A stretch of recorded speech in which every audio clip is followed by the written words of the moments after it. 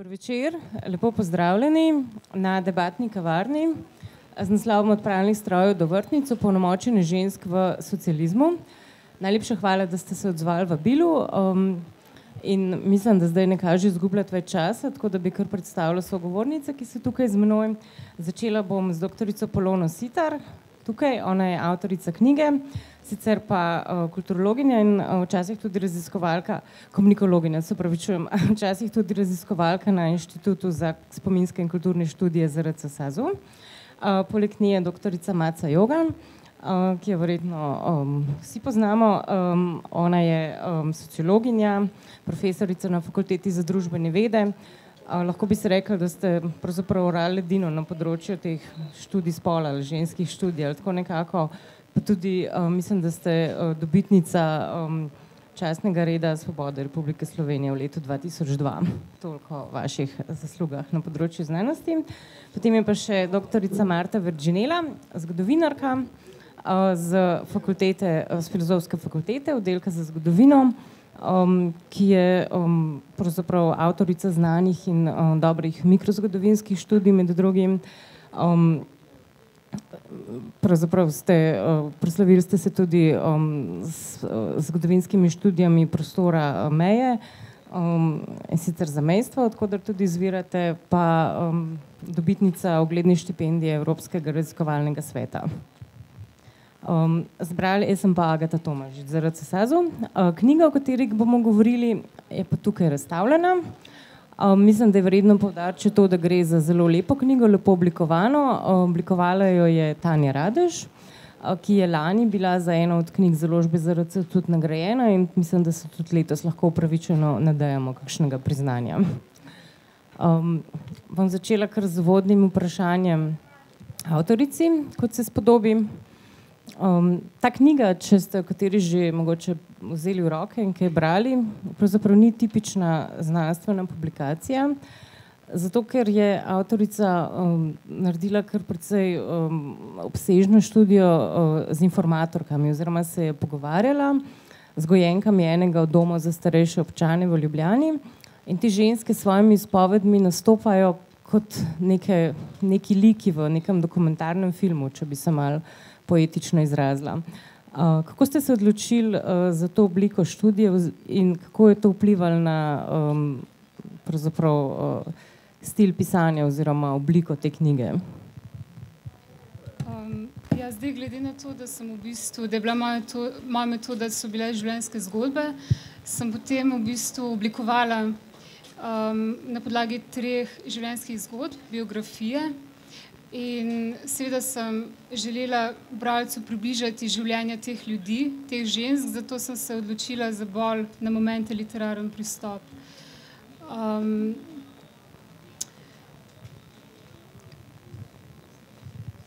A nastopajo z imeni in priimki? Ne. Zato, ker sem želela ohraniti skriti njihovo identiteto, sem si v bistvu izmislila fiktivna imena. Ampak vse ostale informacije so pa resnične, tako letnica rojstva kot kraj, iz katerega prihajajo, ker je pogosto zelo pomembno, ali prihajajo iz podeželja ali so bile rojene v mestu. Tako da te vse pomembne informacije sem pustila, ampak za zakritje njihove identitete. In tudi dobila sem občutek med izdelovanjem etnografije, da so se mi bolj odprle na nek način, ko sem jim povedala, da bo njihova zasebnost ostala do neke mere skrita. Ampak ostaja pa dejstvo, da so oni lahko potem praktično preverili, kaj ste naredili z njihovimi zgodbami. Je to tudi bil en dejavnik pri pisanju? Ja. Tudi ko so v bistvu posamezni članki, preden je bila knjiga izhajala, sem dala en članek za prebrati svoji sogovornici in bolj kot informacije so bile kritične do tega svojega dialekta, do načina, kako govorijo, kar me je v bistvu presenetilo, ampak vse po svojih razumem, no. Ker se na nek način še vedno identificirajo s tem, kar povedo in želijo biti reprezentirani na nek dostojen način. Še vedno obiskujete? V bistvu sem z srednjo sogovornico dejansko še vedno na vezi, ja. S to srednjo, preko katere sem potem spoznavala tudi ostale. Bi pa mogoče dodala, da je osrednja etnografija sicer potekala v domu starejših, v enem izmed domov starejših občanov v Ljubljani. ampak dejansko sem želela vključiti tudi ženske iz podeželja, ker tukaj v domu starejših občanov v Ljubljani imaš pretežno urbano publiko, sama pa sem želela prinesti tudi zgodbe sogovornic iz podeželja, zato sem potem na podlagi lastne mreže ljudi, ki jih poznam, stopila v kontakt še z sogovornicami pretežno Štajerske in Primorske, ker se mi zdi zelo pomembno, da če že ženske dobijo glas, če jih že opisuješ zgodovino, da ga dobijo tako ženske iz urbanega predela, kot tudi ženske iz podeželja. Doktorica Jogan, kakšna je ta knjiga? Je to feministična knjiga, je to znanstvena knjiga, kako ste jo vi brali? Torej, jaz sem jo začela brati in jo je težko odložiti, predno bi človek končal. Zato jo vsem navzočim in tudi drugim, ki bodo kaj o njej slišali, priporočam v branje. Torej, avtorica se je zelo potrudila in mislim, da je tudi ustrezno prvič razčlenila celotno delo, najprej v dva velika dela, potem pa znotraj v poglavja in da je znotraj posameznih poglavij tudi vedno se potrudila, da je umestila tisto, kar je zvedela s pripovedmi v ustrezne teoretske okvirje in da je potem tudi razložila posamezne primere oziroma posamezne pojave še nekako s svojo, lahko bi rekla, obogateno mislijo, ki je vključevala izhodiščno ali pa vključuje izhodiščno teorijo in potem prakso. Je cela vrsta odlik te knjige, so morale biti tudi kakšne kritične pripombe, ampak o odlikah mislim, da bomo še govorile. Za vas pa eno vprašanje. Doktorica Marta Virginela je namreč pred kratkim uredila knjigo z naslovom Dolga pot pravic žensk in tam se pravzaprav res ukvarjate z opolnomočenjem žensk v tem pravnem okviru. Tukaj pa mislim, da je ena od komponent pravzaprav opolnomočenje žensk oziroma emancipacija žensk, če ne tako rečem, na trgu delovne sile oziroma v nekem gospodarskem okolju ali kakorkoli. Kaj bi lahko rekli o tem? Je to nek dvorezen meč, ker v bistvu ženske so se res zaposlovali, šlo je pa za slabše plačana delovna mesta, kot vidimo vsaj na začetku, ne? Ja, preden bi odgovorila na to vprašanje, bi se tudi jaz pridružila profesorci Joganovi in rekla, da je ta knjiga nedvomno vredna pohvale, zaradi ogromnega dela, ki ga je naredila na terenu, ampak tudi zaradi, bom rekla, upoštevanja zajetne bibliografije, študij, ki jih je poskušala vnesti in z njimi okrepiti svoje teze. Tako da bibliografija, ki nam jo ponuja, je nedvomno ne samo v bistvu, bom rekla, v tistem praktikumu v delu, ki ga je upravila na terenu, ampak tudi izbor teorije, študij, ki jih je uporabila, je hvalevreden. Glede vprašanja, ki ste mi ga vi postavili, bi jaz najprej zelo na kratko odgovorila, da od antike naprej se moramo vedno, ko raziskujemo zgodovino žensk, moramo vedno upoštevati določena dvoumja, protislovja, ki obstajajo med normami in praksami, ker včasih, ko raziskujemo določena obdobja, lahko nam norme govorijo o tem, kako skromne so bile pravice žensk in vendarle so prav v tistih časih ženske imele območja avtonomije, ki pravni sistem jih ni predvidel. Tu mislim recimo zlasti na čas renesanse, na čas srednjega veka in zlasti v sferah, ki niso bile nujno javne. V javnih zagotovo lahko povlečemo neko zelo dolgo rdečo nit od antike do danes v javni sferi ženske pa vse do 19. stoletja. Vsaj glavnina, večina žensk ni imela zagotovljenih političnih pravic. Ampak, če postavimo to na stran, to, kar se meni zdi, da ta knjiga zelo dobro osvetljuje, je nedvomno moč, ki so si jo ženske pridobile svojo zaposlitvijo, svojim denarjem. In to seveda tudi tu lahko vlečemo neko nit iz antike, ko sem brala o teh posameznicah, o njihovem ponosu, ki so ga pač pridobile zaposlitvijo zunaj hiše, sem se spomnila na svoje krušarce, ki sem jih raziskovala čisto na začetku svoje raziskovalne zgodbe, in sicer na tiste ženske, ki so v mestih prodajale kruh, ki seveda s to svojo trgovino so si potem ustvarile večkrat tudi dokaj privilegiran položaj v sami družini.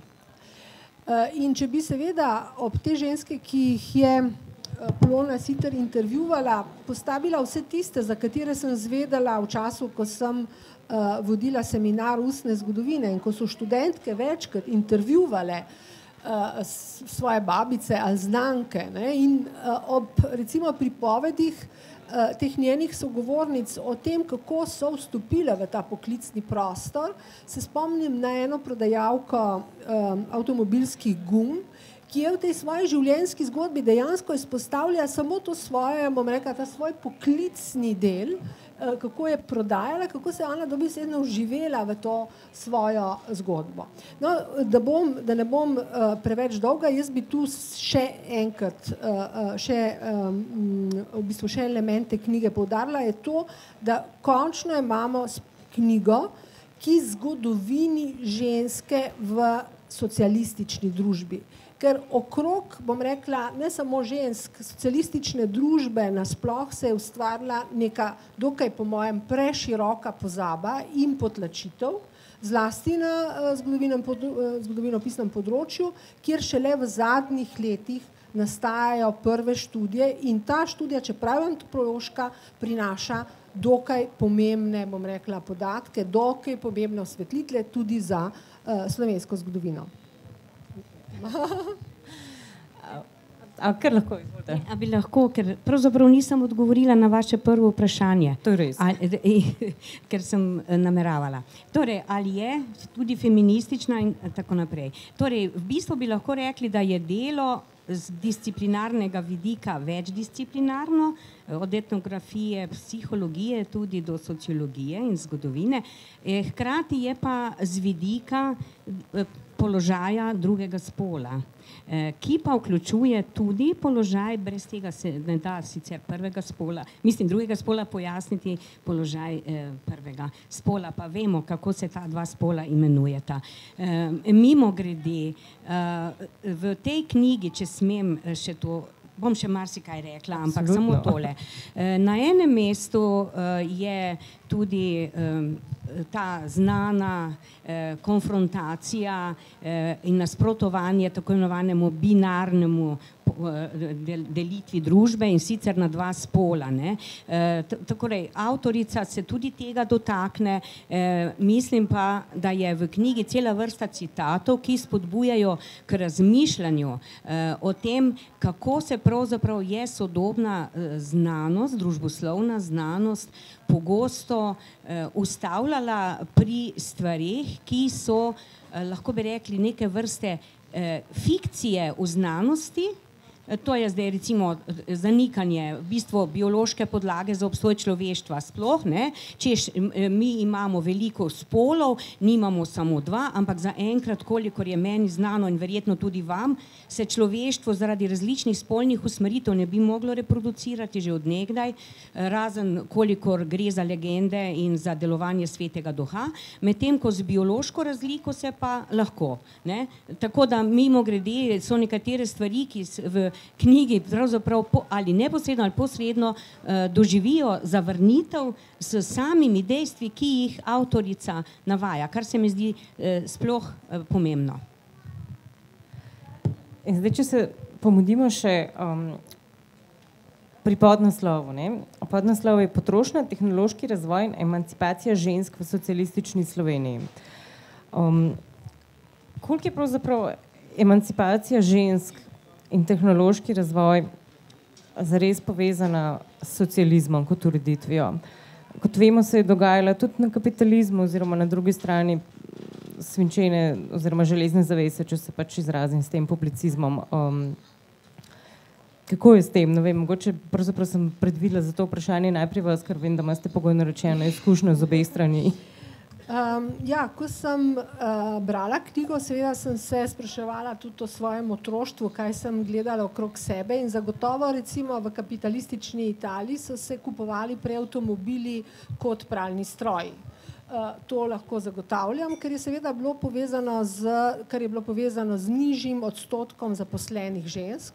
Socializem je odpiral tekstilne tovarne, je zaposloval ženske, kar se ni dogajalo v sosednji Avstriji, ne v sosednji Italiji. In to pomeni, družina je postavila nedvomno na prvo mesto nakup avtomobila, ne pa pralnega stroja. Ker so že bili pralni stroji, verjetno. Pralni seveda stroji so bili, ampak gre pa seveda upoštevati, da v tem okolju zlasti srednji razred je še vedno seveda imel tudi hišne pomočnice, ki so opravljale del tega dela, ne, in ki bi verjetno nastopale tudi v tej knjigi, če bi bil izbor sogovornic nekoliko drugačen. Kajti tudi v socializmu, recimo, to je ena od tistih kontradikcij, ki jo jaz imam zelo rada, ne, tudi, bom rekla, socialistična elita je poznala plačano hišno delo, zaposlovala hišne pomočnice.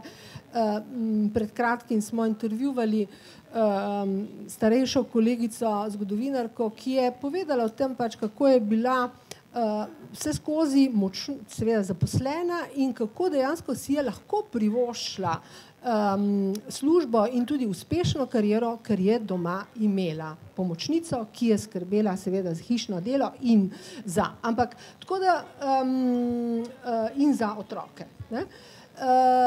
Torej, mislim, da bi ta študija nedvomno lahko bila nadgrajena z nekoliko večjo primerjavo, ne toliko z ostalimi republikami Jugoslavije, kjer seveda zagotovo ta komparativni okvir je nujen, ampak na nekatera vprašanja bi lahko dobili še dodatne odgovore, če bi slovensko stvarnost primerjali sosednjim državam. In tu se odprav po mojem zelo zanimiva vprašanja, ki zadevajo tudi emancipacijo, ki jih nihče še ni raziskal. Recimo, mene bi zelo zanimalo, recimo, kaj bi se zgodilo, če bi, na primer, zdravnice v Sežani, v Novi Gorici, tiste, ki so oblikovale zlasti, bom rekla takole, zaščito žensk v 60-ih, 70-ih letih, če bi vprašali recimo, kdo so bile obiskovalke njihovih ambulant.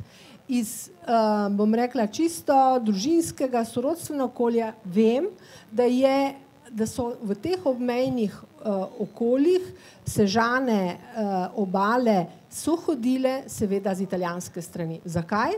Ker je slovenska medicinska stroka glede zaščite, kontracepcije bila nedvomno veliko bolj odprta in je predhajala tiste fenomene, ki so se zgodili včasih tudi z 10 let kasneje, recimo v sosednji Italiji ali pa v Avstriji. In to so področja, ki so absolutno bom rekla, še neraziskana in lahko mečejo povsem čisto novo luč na tiste pojave, ki se zdijo znotraj jugoslovanskega prostora, včasih celo, bom rekla takole, v določenem zaostanku, ki pa jih postavimo, kot pravim, v čisto drug okvir, če upoštevamo to, kar se dogaja v soseščini, v tako imenovanem kapitalističnem svetu. Jaz bi dodala še nekaj, oziroma kar precej k temu. Namreč gre za to, da se je tehnološki razvoj pravzaprav odvijal v bistvu univerzalno po celem svetu. To je ena stvar in da sam tehnološki razvoj je pravzaprav bil pod vplivom tistih značilnosti, ki so tudi univerzalne. To pomeni, da se je večina, vsaj do druge polovice 20. stoletja, tehnoloških proizvodov ustvarjala s strani moških, to avtorica večkrat v knjigi omenja, ampak če bi upoštevala še nekatera novejša sociološka spoznanja, bi tudi bil odgovor še bolj jasen. Namreč, ženskam ni bil dan dostop, v bistvu množičen dostop do druge polovice 20. stoletja v samo produkcijo znanja. In zdaj je razumljivo, če ženske so smele pred dobrimi 100 leti v večini evropskih držav začeti svojo resno akademsko in recimo raziskovalno kariero, da niso mogle pravzaprav tudi sodelovati pri ustvarjanju novih tehnoloških proizvodov. Res pa je, in to so že v 70. in 80.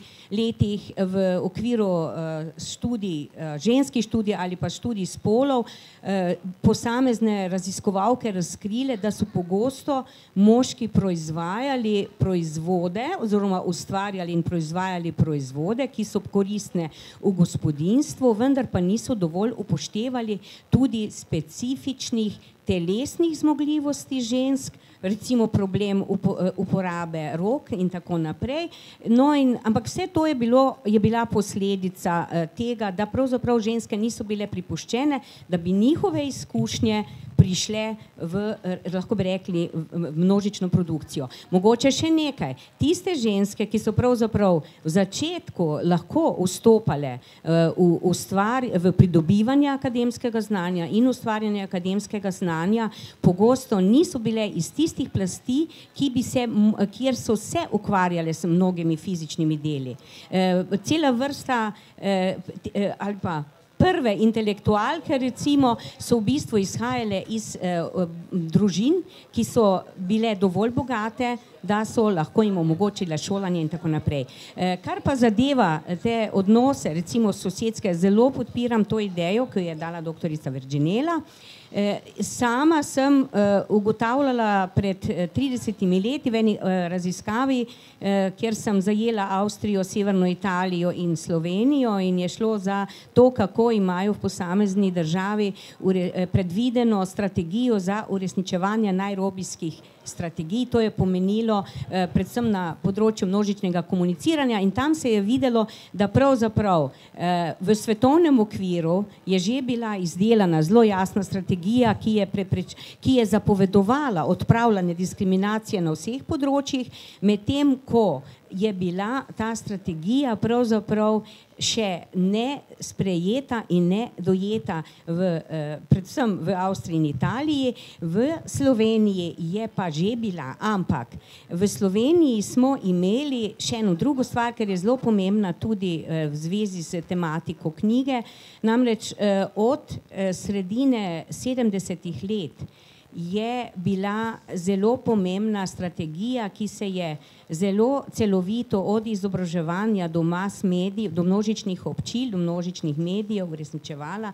To je tako imenovana strategija humanizacije odnosov med spoloma.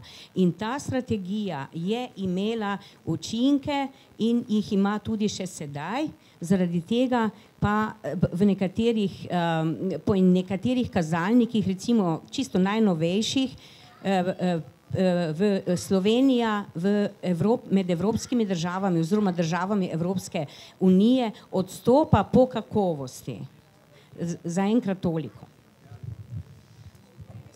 Omenili ste torej, da se pravzaprav ženske niso smele vključevati oziroma se niso vključevale, niso imele dostopa do znanosti, da so tudi v bistvu pripomočki, ki so jih razvijali moški in so bili pogosto neprilagojeni ženskemu telesu.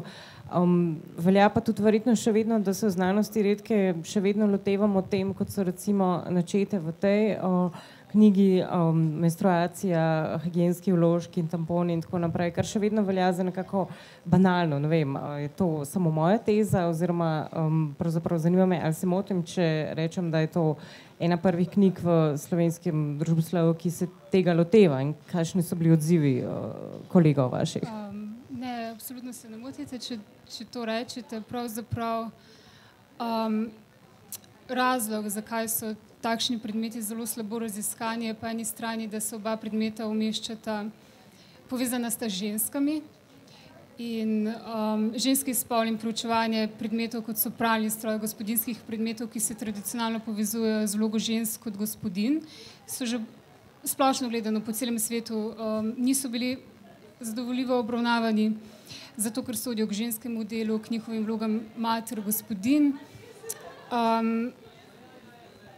Oba predmeta sta sama po sebi tudi trivialna, vsakdanja. Zdi se nam, da o njih vse vemo. Pri čemer bi opozorila, da pa so vložki še tabuizirani z tabujem menstrualne krvi in mislim, da tudi zaradi tega manj raziskani. Ampak mislim, da moja etnografija zelo jasno pokaže, da je v bistvu trivialno, de facto politično, da pravzaprav ti na videz intimni predmeti, ki sodijo v zasebno sfero, da pravzaprav zasebnih in javnih sfer nikoli ne moreš ločiti, ko govoriš o človekovem obstoju in da sta ti dve sferi vedno močno prepleteni in da je zasebna sfera v svojem bistvu vedno politična.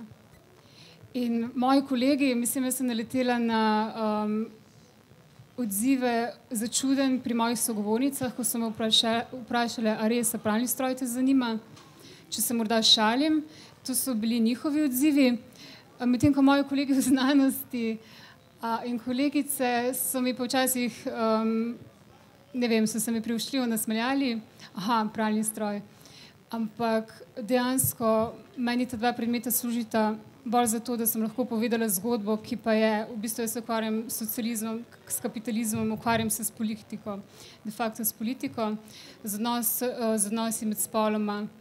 Sem pa potrebovala neko ogrodje, kako povedati to zgodbo in razložiti vse te širše fenomene, ki so vedno politični. Ja, zdaj, kaj pa je resna znanost, to je pa drugo vprašanje. Zdaj, sama sem sledila svojemu raziskovalnemu entuziazmu in temu, da prinesem novo znanje.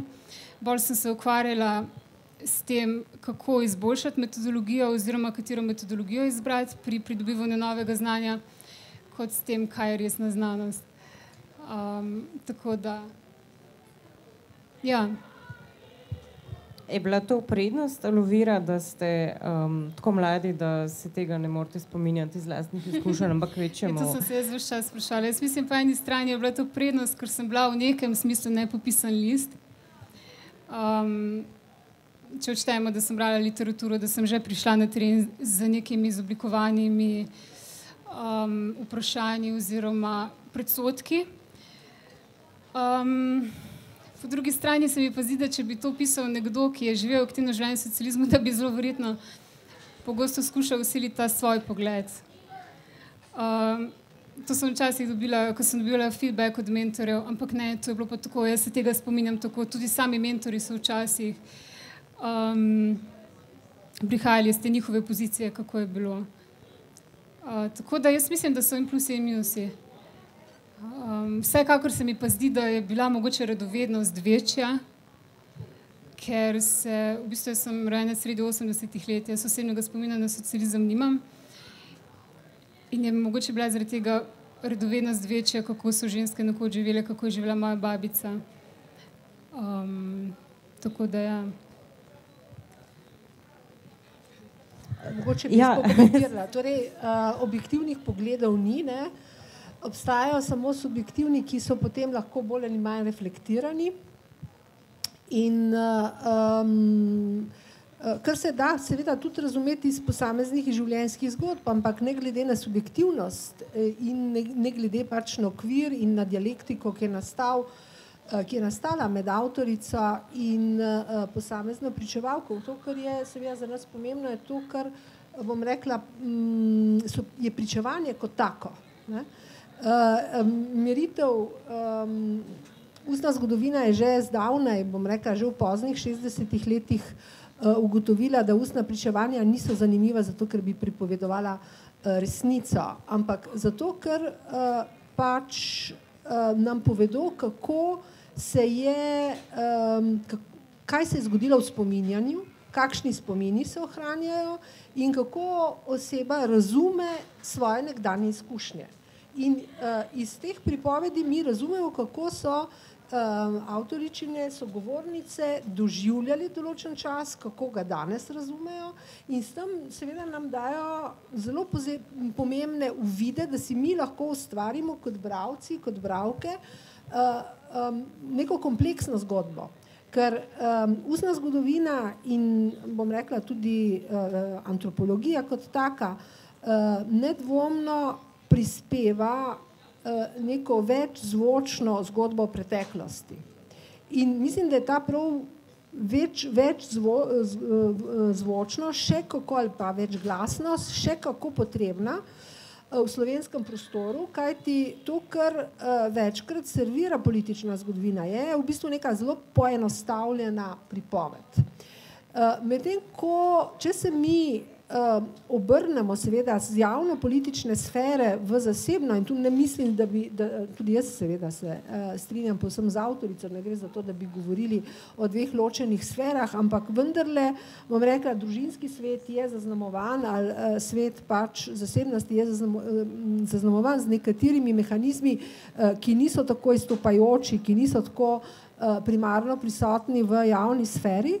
Ampak ta zasebni svet, tudi to veselje, ne, ki je meni pač, ki sem ga je zaznala tudi pri svojih raziskovanjih, teh oseb, ki so nedvomno šle v času svoje mladosti prvič na Brač, ne, mislim, recimo ta turizem, tudi nakupovalni turizem, ki ga avtorica osvetljuje in ki so ga že nekateri tudi recimo nekateri sociologi in tudi nekateri zgodovinarji preučili, osvetlili, nam daje vendarle možnost zaznati tiste zelo različne segmente slovenske preteklosti, slovenske povojne zgodovine, ki jo moramo razumeti v njeni celoti. In ne samo v nekaterih političnih segmentih, ampak tudi v tisti modernizaciji. To, kar pride na dan v tej knjigi, pač prek teh zgodb je modernizacija, ki jo pač povojni režim udejanja. Te ženske so upete v ta modernizacijski proces in to, kar je seveda, to, kar bi bilo v novih raziskavah, kar bi bilo treba premisliti, kje so tiste razlike med slovensko modernizacijo in modernizacijo sosednjih prostorov, v kolikšni meri v tej modernizaciji se kažejo seveda posledice enorežimskega reda in tako naprej, ampak tudi v kolikšni meri delujejo kontaminacije zlasti zahodnim in tu bi jaz poudarila prav ameriškim bom rekla, Zahodom. Amerika je imela, Združene države Amerike so imele močan vpliv, od tam so prihajale mode, včasih v Slovenijo prej kot v druge zahodnoevropske države. In tu mislim, da je tudi na področju emancipacije žensk, prej sem omenjala kontracepcijo, omenjala sem tiste slovenske zdravnice, ki so v dogovoru s takratno slovensko politiko in nedvomno s slovenskimi političarkami oblikovale politiko zdravja, ki je zadevala od blizu ženske. In to je cela serija vprašanj, ki jih lahko mi zaznamo, ki niso niti vse skozi v ospredju same pripovedi te knjige, ampak ki jih knjiga opozori in to se mi zdi tudi pomembno. Ampak boste še kaj pripomnili? Torej v knjigi na nekaj mestih je čutiti, da avtorica pravzaprav nastopa zoper negativne stereotipe in negativne predsodke o socializmu. Pravzaprav je večina avtorjev, ki pišejo o socializmu, tako tujih ali pa tudi avtoric kot domačih, v bistvu večino del posvetila, lahko bi rekli, zasmehovanju, zavračanju in tako naprej socializma. To ni bilo naključje in tudi ni, in zlasti v Sloveniji je od osamosvojitve naprej pravzaprav postalo moda, da se govori kar takole o režimu in tako naprej. Rada bi samo opozorila na to, da so se ženske v obdobju po letu 45 pa naprej v bistvu skupaj z moškimi v ustreznih telesih borile za to, da so do določenih, da je do uresničevanja določenih pravic prišlo in tudi do samih pravic. Ni bilo, kot se tu in tam sliši in se je tudi pisalo, da je državni socializem ženskam podarijo neke pravice. Ni res. Samo primer, ko je šlo za vprašanje, ali bo splav še naprej kot kriminalno dejanje obravnavan in z zakoni tako tudi določen, ali ne, je potekala več let zelo resna razprava na vseh področjih oziroma na vseh območjih v Jugoslaviji, v republikah in v zveznih telesih, zvezni socialistični zvezi, v zvezni skupščini in tako naprej.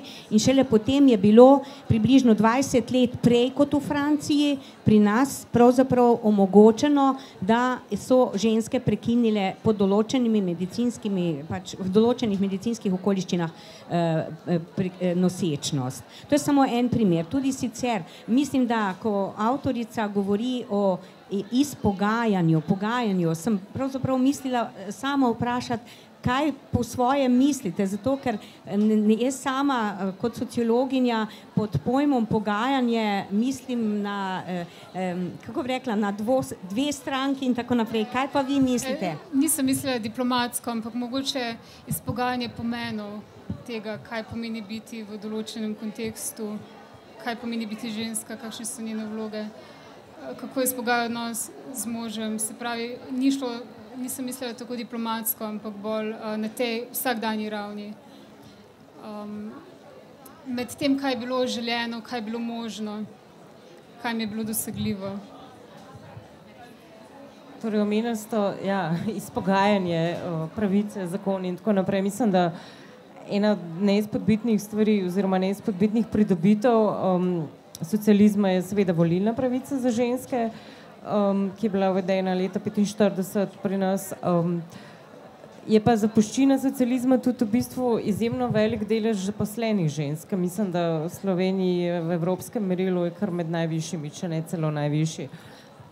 A bi smela tukaj, namreč večkrat sem že pisala v različnih svojih delih, ni bil socializem tisti, ki je ženske pravzaprav spravil na trg delovne sile. Na trg delovne sile jih je na najbolj surove in grobe načine spravil kapitalizem in pred Prvo svetovno vojno je bil približno tak delež v takratnem območju sedanje Slovenije zaposlenih žensk, kot je bil potem leta recimo 1950. Zelo poenostavljeno so pisali nekateri, da je socializem ženske spravil za stroje, zato da bi lahko še bolj sovraštvo izražali do socializma. Kaj je bilo v socializmu? V socializmu je bilo to, da je pravzaprav zaposlena ženska dobila enako plačo kot zaposlen moški za primerljivo in enako delovno delo. In to načelo, ki je veljalo in je bilo tudi ustavno zaščiteno, se pozna še sedaj. Slovenija je med tistimi državami, ne samo v Evropi, ampak tudi v svetu, ki ima pravzaprav najmanjšo plačno vrzel. To pa ne pomeni, da so ženske bile vse povsod navzoče po vseh panogah.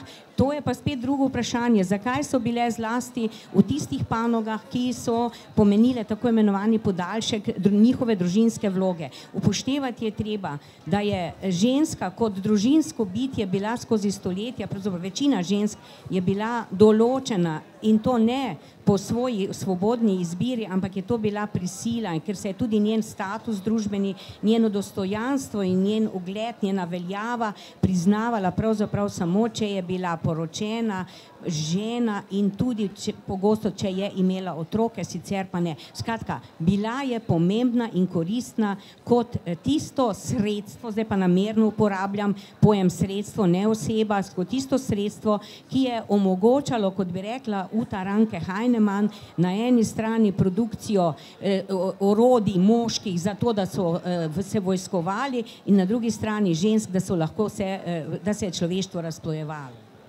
Zdaj smo že skoraj zakorakali na območje znanstvene fantastike oziroma romana Dekla, recimo, oziroma Deklina zgodba, ampak preden počas predamo besedo še občinstvu, bi mogoče načela se še zadnji sklop vprašanj, namreč En od pomembnih prvin te knjige so tudi slike oziroma ilustracije. Pravzaprav gre za faksimile oglasov. Oglase za gospodinjske pripomočke, za lepotilne pripomočke in vse ostalo.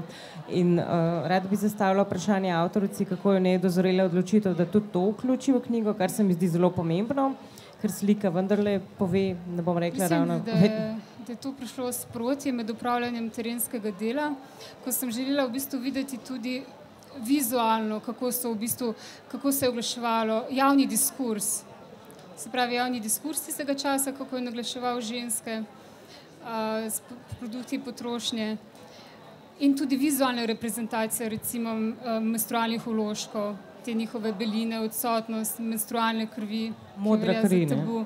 Ja, takrat, zdaj je modra, always modra, ampak je tudi tukaj premik, zdaj sem opazila eno reklamo v Angliji, kjer pa so dejansko uporabljajo rdečo kri. Ampak načeloma je tabu, ja. Takrat se je ni prikazovalo, zdaj se prikazuje modra. Se pravi to in potem se mi zdi, da mi je to včasih prišlo zelo prav, ker sem te oglase skenirala in jih nesla sogovornicam na teren in so jim ti oglasi, te vizualne podobe dejansko obudili neke koščke spomina. In so se začeli med sabo pogovarjati, takrat tako je to izgledalo. Se pravi, ta vizualna komponenta se mi zdi zelo fajn, ampak jaz sem na to naletela med listanjem takratnih revij, Naša žena, Jana, ko sem brala tudi ostale članke, se vključim v analizo tudi članke medijskega tiska, ne samo oglase. Oglasi so bili pa zraven. To ste brskali po revijah? Ja, jaz sem pregledala vse te revije, ja. Tudi zelo lep pregled dobiš, ne, teh fenomenov v bistvu, kako se sam način oglaševanja od črno-belih plakatov za pralne stroje, pa potem v 80-ih barvne oglase, ki so precej podobni današnjim. Se pravi, zdi se mi, da imajo ti oglasi zelo veliko dodano vrednost in želela sem jih tudi vključiti v knjigo, da dobiš še to vizualno komponento. Ja, jaz bi rada k temu nekaj dodala. Namreč dejstvo je, da so ob teh oglasih, ki so prikazovali pravzaprav ženske v povezavi z določenimi stroji, pripomočki, da so ob teh oglasih bili pa drugi članki, recimo v posameznih revijah, ki pa niso v bistvu prispevali k temu, da bi se utrjevala tradicionalna vloga žensk. Res pa je, da v tem obdobju, recimo druge polovice 20. stoletja, je bilo v glavnem v množični zavesti veliko bliže to, da so razumeli, da je gospodinjsko delo žensko delo, tega zdaj v začetku 21. stoletja ni več tako močno, ampak takrat je bilo. Ampak revije so pravzaprav opravljale dvojno vlogo.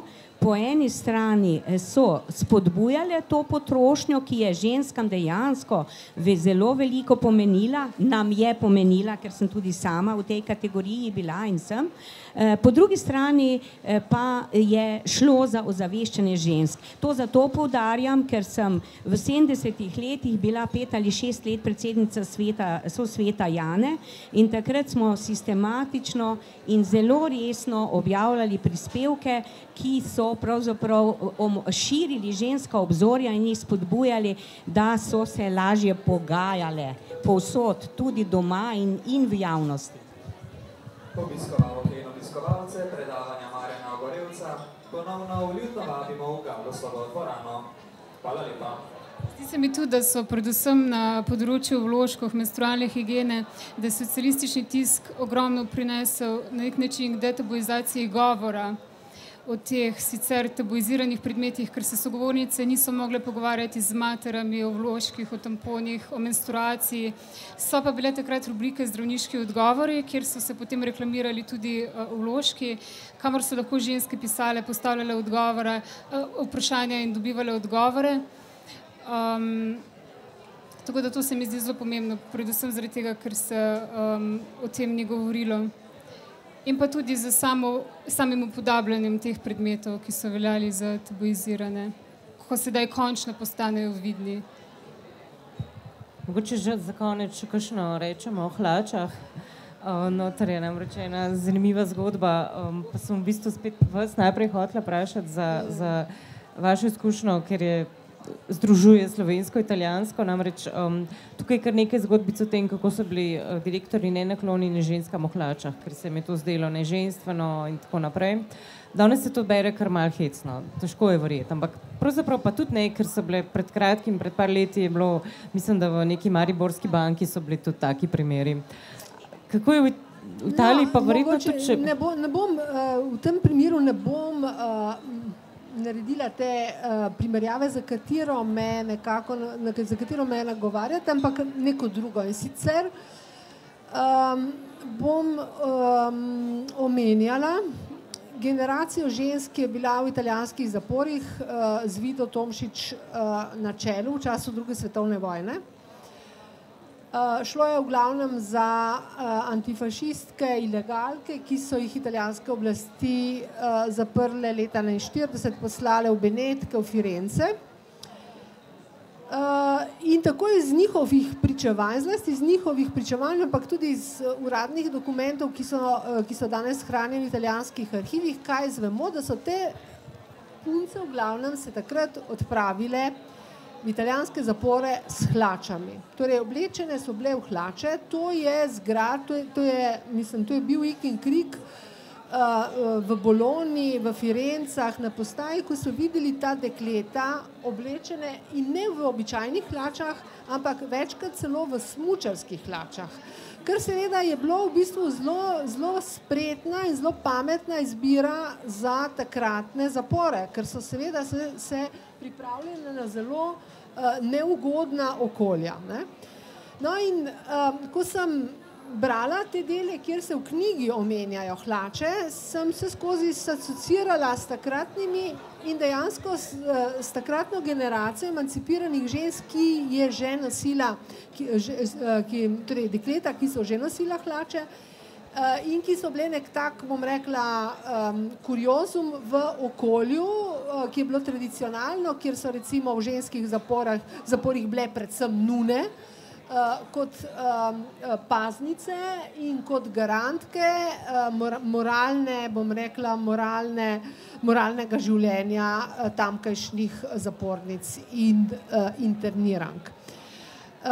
Jaz mislim, da tudi vprašanje mode, tudi vprašanje potrošnje, tudi vprašanje emancipacije v slovenskem in jugoslovanskem okviru ga je treba proučevati znotraj takratnih državnih okvirov, ampak vse skozi komparativno, zato da razumemo, kaj je res bila specifika socializma, kaj pa je bila specifika modernizacije, ki se je širila pač po celem svetu in seveda vzporedno s spremembo tehnologije, spremembo proizvodnje.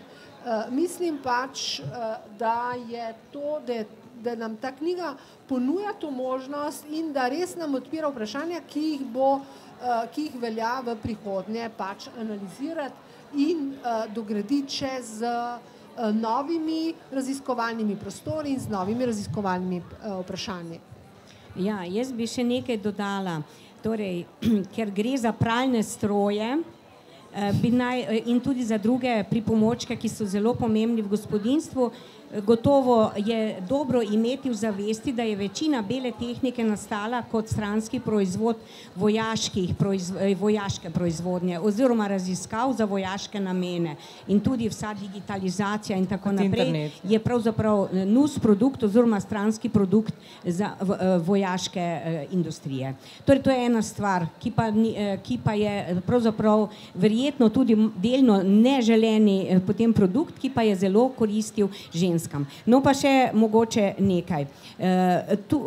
Avtorica govori o patriarhatu. Že več desetletij pravzaprav se mi zdi in tudi o teh stvarih pišem, žal novejših knjig avtorica ni upoštevala, o androcentrizmu oziroma moškosrediščnosti. Moškosrediščnost je pravzaprav primerljiva z geocentričnim sistemom in moškosrediščnost je pravzaprav tisti red oziroma tisti način pojasnjevanja, ki je vzel moškega kot merilo za človeka nasploh in je z tega vidika pravzaprav vse, kar ni bilo moško, v bistvu definiral kot patološko, nenormalno in tako dalje. Torej, moški so bili tisti, ne glede na družinski položaj, ki so določali, kaj je normalno, kaj je pravilno, kaj je pošteno, ali kot bi avtorica mogoče zapisala, kaj je ravno tista ta prava identiteta žensk in moških. In k identiteti k žensk, ali kot so recimo prej rekli, k pravilni ženski nravi in naravi, je sodilo to, da je morala zelo upoštevati stroge zapovedi, kako se sme vesti, kaj sme početi s svojim telesom in na telesu in tako dalje. Mislim, če bi šli v zgodovino, bi se prav zanimive stvari lahko slišali, kako so pa ne brez torej posebnega podučevanja žensk, recimo o menstruaciji in tako naprej, ampak poučevanje žensk, v kakšnem položaju morajo biti pri spolnem aktu, zato da bo zagotovo seme padlo v ustrezno posodo. O tem pa ni bilo dvoma, to se pa je zapovedovalo in to se je tudi v spovednicah spraševalo, ženske in moške, ali pravilno delujejo in tako naprej. No, to je tudi še eno področje, ki delno se odpira v novejšem času. Še ena stvar se mi zdi zelo pomembna v zvezi s socializmom. Dejansko se je takrat spostavila možnost izbire, predvsem izbire na relaciji posvetno in cerkveno. To je bilo za ženske, ki so imele, torej za tisto generacijo žensk, ki je še doživljala tako imenovano staro Jugoslavijo oziroma kapitalizem pred letom 1941, je to bilo nekaj izjemnega, da jim ni bilo potrebno ali pa nujno vseh svojih stvari recimo zaupati prispovedi in tako naprej, da so lahko svobodno pravzaprav se začenjale odločati recimo o tem, ali bodo rojevale ali ne in tako naprej. Torej, dejansko so tiste ženske, jaz se spomnim kot otrok, to je bilo nekaj neverjetnega, da so ženskam pravzaprav odpravili celo vrsto prisil, ki so jih prej dobesedno tlačile in ki so jim onemogočale, da bi drugače delovale, sploh misliti niso smele s svojo glavo in niso smele pravzaprav ubesedovati svojih izkušenj in tako naprej. To je bil neverjeten preskok pravzaprav in mislim, da se tudi to pravzaprav premalo upošteva, prav zaradi tega, ker se pogosto o neki preteklosti pred socializmom govori kot o zlati dobi, ko so ženske bile krasno doma in njimi ni bilo treba nič v javnosti se mučiti in tako naprej. Skratka, glorifikacija zlate dobe, ki nikoli ni obstajala za 99% žensk. 1% žensk, zdaj, če tako malce s prispodobo rečem, je pa pravzaprav bil v vseh obdobjih, v vseh sistemih izključen iz tistega, kar je za večino žensk veljalo. Edino pri rojevanju jih niso mogli nadomestiti, ampak tehnološki napredek lahko že tudi bo to omogočal. Najlepša hvala vsem sogovornicam. Preden dam še besedo občinstvu, bi rada povedala, da je ta knjiga, ki torej prinaša le znanstvenega aparata, ampak tudi zelo zanimive in dobro napisane zgodbe, naprodaj tamle po izjemno ugodni ceni s sejemskim popustom za 20 €. Zdaj pa še preden zaprejo sejem, kakšno vprašanje iz občinstva mogoče?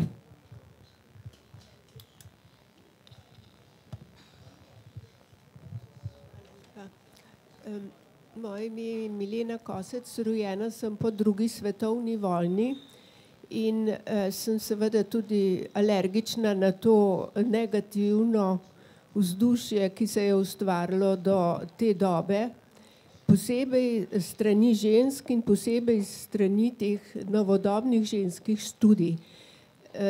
V tem pogovoru ni bilo omenjeno, da so bile ženske po drugi svetovni vojni v Sloveniji izenačene na več področjih ali pa skoraj na vseh področjih z moškimi pred zakonom. In še vedno, kljub velikemu trudu pokvariti dobre zakone, Iz socializma smo ženske še vedno v Sloveniji zakonsko v boljšem položaju od recimo Avstrijk, ne vem za Italijanke. Tukaj mislim predvsem na zakon o dedovanju, na zakon o poroki in o ločitvi. To glede kontrole rojstev je bilo pa že povedano in mislim, da je to ena največjih osvoboditev ženske. To, da lahko kontrolira, koliko časa bo reproduktivna, oziroma skrbela za reprodukcijo in to, da ima možnost zaposlitve. Tukaj par odstotkov razlike v dohodku ne igra bistvene vloge. Bistveno je, da lahko samostojno delaš in si finančno neodvisen. In to je v socializmu bilo omogočeno. Hvala. Ja, jaz se tu absolutno strinjam z vašimi poudarki, ker včasih res se pozablja na tista nasilja, ki so jih ženske doživljale v tistih okoljih in mislim, da se moramo spomniti tega zelo danes, ko se nam spet ponujajo nove politike odvzema pravic do splava, odvzema, mislim, kmalu bomo prišli, pač kmalu še, bom rekla, odvzema pravice do ločitve, do razporoke, mislim, nočem pač biti katastrofistka, ampak se moramo zavedati pač to, kar se je zgodilo na Poljskem in zgodbe novih nasilij in novih ogroženih življenj. Mislim, kaj ti ženske, ki so splavile v nelegalnih okoljih, so večkrat nekatere umrle, druge bile prizadete na različne načine, kajti tudi odnos zdravniške stroke, če se pogovarjamo s tistimi, ki so doživele pač splav v povsem neurejenih okoljih ali pa pri zdravnikih, mazačih, ki so bili plačani za to. Mislim, tu so res slabo, večkrat slabo napisane strani zgodovine, ki pa jih moramo vedno na novo brati in se z njimi ukvarjati, kajti, kot pravim, danes smo spet v času, ko so te pravice, ki so bile na tako težak način pridobljene in na novo ogrožene. Ja, jaz bi v bistvu poudarila, da si želim, da bi moja knjiga pravzaprav omogočila ljudem zavedanje tudi v tem, da pravice, že zapisane z ustavo, še ne pomeni, da so dobljene zavedno. In da se bo morala moja generacija tistih, ki še prihajajo za mano, vedno znova boriti za te pravice, ker niso samoumevne. In čeprav zapisane v ustavo, kot ste sami dejali, smo ves čas priča napadu pravice do splava, do plačljive oziroma zastonjske kontracepcije. In to so pravice, za katere se bomo morali vedno znova bojevati na novo. Niso še dobljene. Ja, jaz bi še tole rekla. Najlepša hvala tudi za vaše vprašanje. Vseh vprašanj tu dejansko ni bilo mogoče sploh načeti, ker je premalo časa, pa še hrup je tako neznanski, da je zelo težko se zbrati.